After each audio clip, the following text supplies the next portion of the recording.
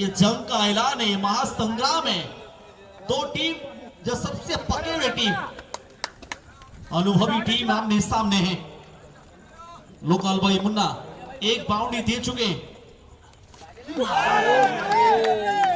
ओहो, ये बहुत क्लोज था, बहुत करीबी मामला था। ये बंदे के करीब से गेंद गुजरा। डॉट बॉल डालते हुए लोकल बॉय रॉयल इस साइड पूरी या फिर गुगुला स्पोर्टिंग क्रिकेट क्लब पूरी।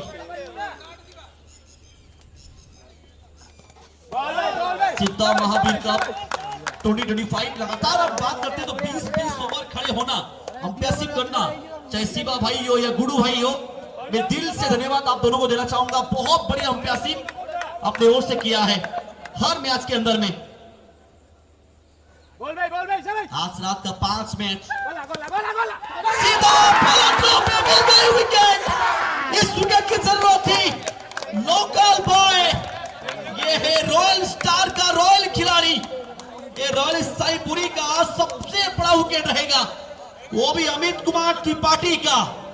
लोकल बॉय मुन्ना, इन्होंने अपनी गेंदबाजी को तुलना की थी। ये सीधा महावीर कप पे ये विकेट का बहुत बड़ा महत्व रह सकता है। 3 ओवर पर दौड़ी उसको पहुंची 8 रन।